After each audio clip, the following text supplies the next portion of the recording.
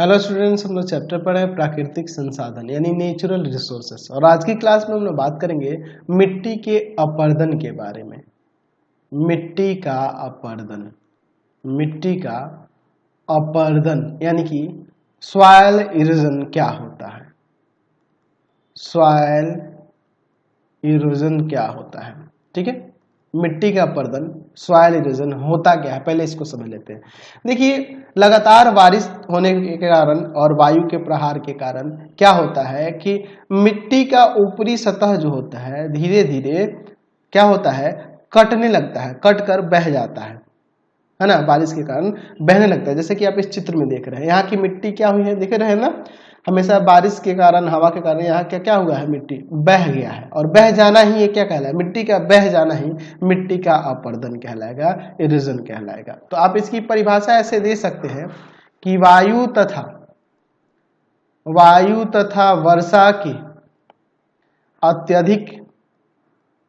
अत्यधिक प्रहार से धीरे धीरे मिट्टी की ऊपरी सतह कट जाती है। इसे मिट्टी का अपरदन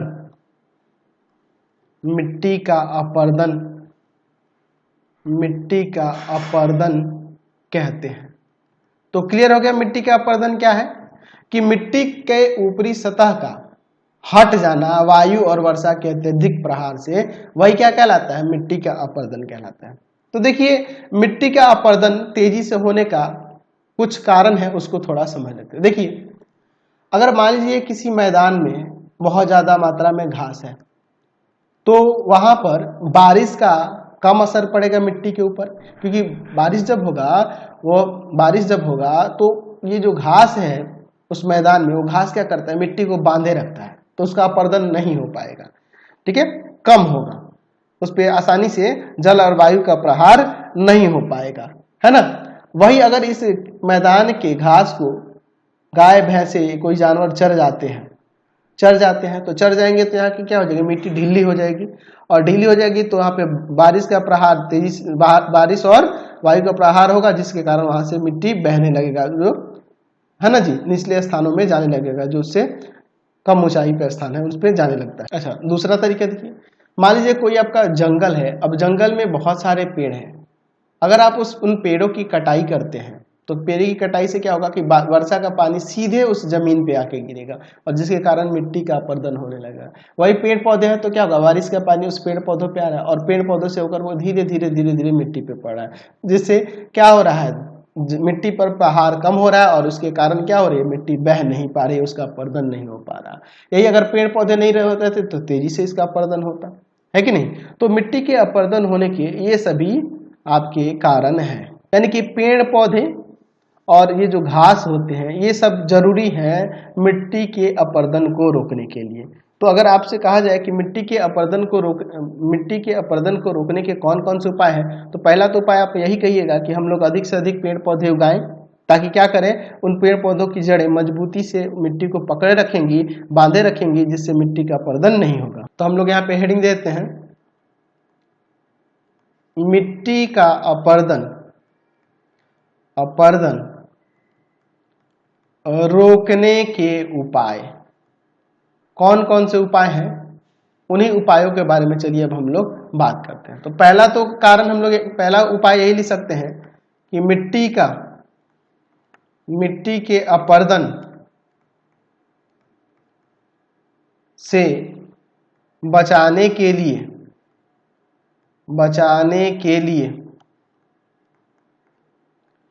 मिट्टी की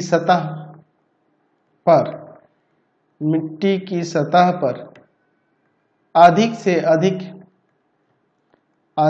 अधिक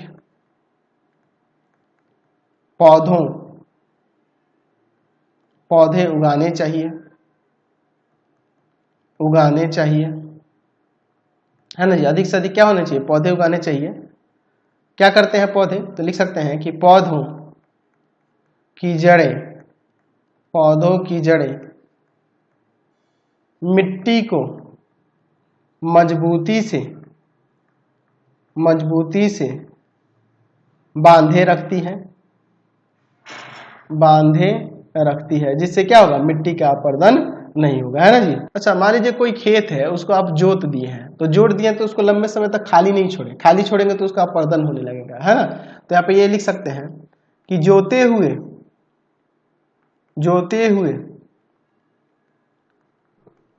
खेत को लंबे समय तक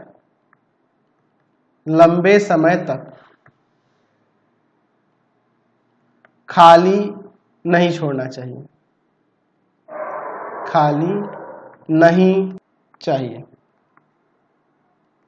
अर्थात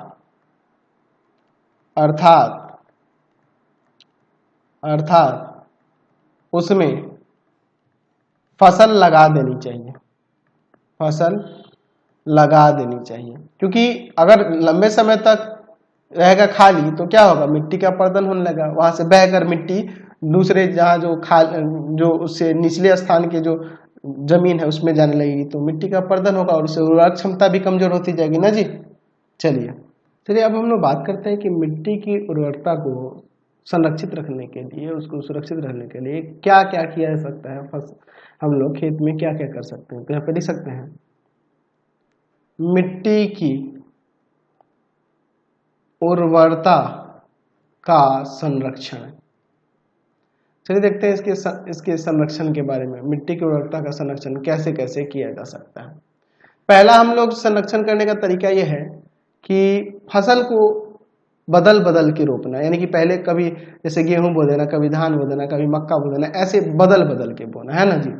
तो पहला हम लोग पॉइंट लिख सकते हैं फसल चक्रण, यानी कि क्रॉप रोटेशन करके भी मिट्टी की उर्वरता को संरक्षित रखा जा सकता है। तो क्रॉप रोटेशन यानी कि हम लोग क्या करेंगे कि हम लोग फसल को बदल बदल के रोपा जाएगा। तो इसमें लिख सकते हैं ऐसे कि जब अगर मान लीजिए एक ही प्रकार का फसल बार बार बोते हैं तो उसको तो एक ही प्रकार के पोषक तत्व चाहिए और उसको मिल रहा है और धीरे धीरे उसकी उर्वरता कम हो जाएगी। लेकिन फसल चक्र आप करते हैं बार बार, तो अलग अलग प्रकार की फसलों को अलग अलग प्रकार के विशेष पोषक तत्वों की जरूरत होती है, तो उससे उसकी कमी को पूरा किया जा सकता है। तो लिख सकते हैं कि किसी विशेष फसल के लिए कुछ विशेष पोषक तत्व आवश्यक होते हैं। यदि एक ही फसल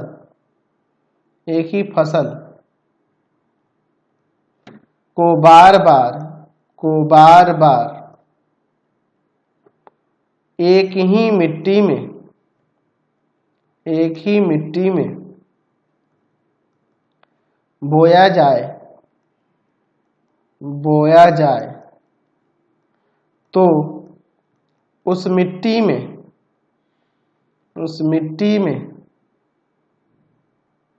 उन पोषक तत्वों की कमी हो जाती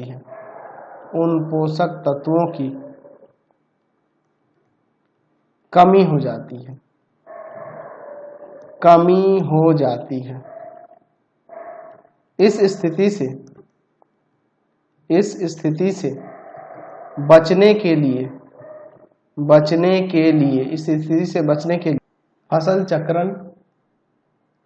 फसल चक्रण प्रणाली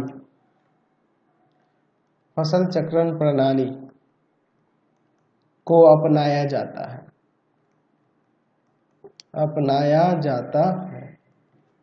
इस प्रणाली में एक ही कृषि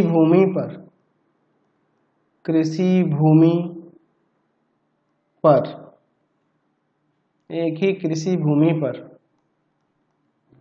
बदल बदल कर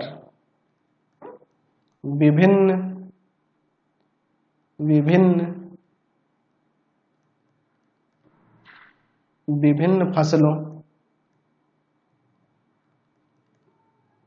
को बारी बारी से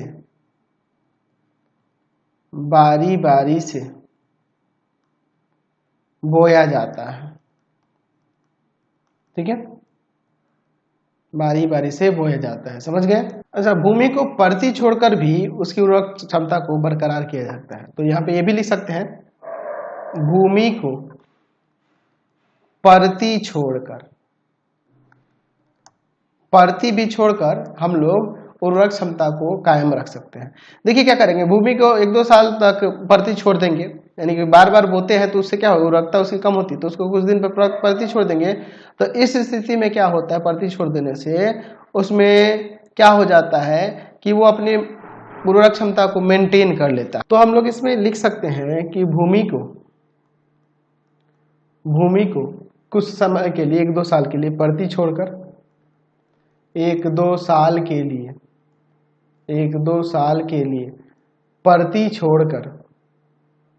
परती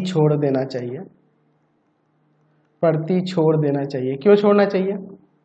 क्योंकि परती छोड़ने से देखिए क्या हो जाएगा, वो फिर से अपनी उर्वरकता को बरकरार कर लेगा। कैसे लिख सकते हैं कि मिट्टी को परती छोड़ने से या छोड़ने की स्थिति में, ऐसे लिख सकते हैं, परती छोड़ने की स्थिति में क्या होता है, उसमें आवरण फसलें लगाई जाती है। आवरण फसलें, या ऐसे भी उसमें घास वगैरह तो निकल ही जाते हैं, ठीक है ना जी। आवरण फसलें लगाई जाती हैं। इससे मिट्टी को जैव पदार्थ, वो सड़ेंगे गलेंगे आवरण फसलें, तो जैव पदार्थ उनको मिल जाएंगे। आवरण फसलों में जैसे मूंग वगैरह लगा दिए है ना जी, और उसको जोत वगैरह देंगे तो इससे क्या होगा, उसको खाद वगैरह मिल जाएगा। तथा हरी खाद की प्राप्ति होती है ना जी, ऐसे लिख सकते हैं, या प्राप्ति होती रहती है, ये भी कह सकते हैं। चलिए, क्लियर है। अच्छा, हम लोग मिट्टी में कार्बनिक उर्वरक का भी इस्तेमाल करके, जैसे गोबर वगैरह से जो बनने वाले जो उर्वरक होंगे उसका उपयोग करके भी उसकी उर्वरकता को बरकरार रख सकते हैं, उसकी उर्वरकता को बढ़ा सकते हैं। तो तीसरा पॉइंट आप ये दे सकते हैं कि कार्बनिक उर्वरक का उपयोग करके, है ना जी। तो हम लोग इसमें लिख सकते हैं ऐसे कि कृषि भूमि में या कृषि भूमि की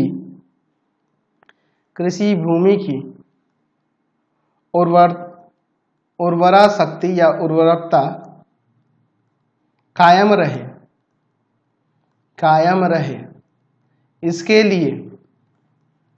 इसके लिए कार्बनिक उर्वरक का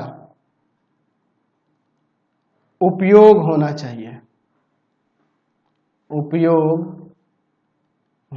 चाहिए, ऐसा हम लोग कह सकते हैं। लेकिन आजकल देखिए अकार्बनिक उर्वरक कहीं बृहद रूप से प्रयोग हो रहा है। अच्छा, ह्यूमस का भी उपयोग आप कर सकते हैं। ह्यूमस का समझ रहे हैं ना जी, उसमें खेत में समय समय पर ह्यूमस कहिए या जीवाणु को डालकर, ताकि वो, जैसे कहने का मतलब केचुए हो गए, सूक्ष्म जीव हुए, उनको डालकर मिट्टी की उर्वरक को बरकरार रख सकते हैं, क्योंकि उन मिट्टी की जल के ग्रहण करने की क्षमता उससे बढ़ जाती है। तो हम लोग इसमें ये भी लिख सकते हैं चौथे पॉइंट में कि ह्यूमस का उपयोग, ठीक है। तो हम लोग यहाँ पे कह सकते हैं कि मिट्टी में समय समय पर ह्यूमस, या कह सकते हैं जीवांश, है ना जी, डालना चाहिए ताकि मिट्टी की जल ग्रहण क्षमता कायम रहे। ठीक है, इसके लिए हमें उसमें ह्यूमस डालना चाहिए। तो समझ गए। तो आज की क्लास में इतना ही देते हैं, नेक्स्ट वीडियो में आगे चलेंगे अगले टॉपिक पे। आपको हमारे 3 चैनलों को सब्सक्राइब कर लेना होगा। पहला है path finder classes Chhapra, path finder classes Chhapra. दूसरा है आपके पास भारती भवन रविकांत सर, भारती भवन रविकांत सर, रविकांत सर। और तीसरा चैनल है Ravikant sir, Ravikant sir RD Sharma solution, RD Sharma solution. तीनों चैनल को सब्सक्राइब कर लेंगे। इससे रिलेटेड वीडियो के लिए सीधे डिस्क्रिप्शन में जाएंगे, इससे रिलेटेड नोट्स के लिए गूगल पे जाकर सर्च करेंगे www.ravikantsir.in और यहाँ जाकर आप सभी क्लासेस के नोट्स उनके पीडीएफ को डाउनलोड कर सकते हैं, पढ़ सकते हैं। इंस्टाग्राम और फेसबुक पे जाकर पाथफाइंडर क्लासेस छपरा को लाइक एंड फॉलो करना नहीं भूलेंगे। Thanks for watching the video. Comment करके जरूर बताया करें कि हमारे चैनल्स की वीडियोज आप सभी को कैसे लगते हैं।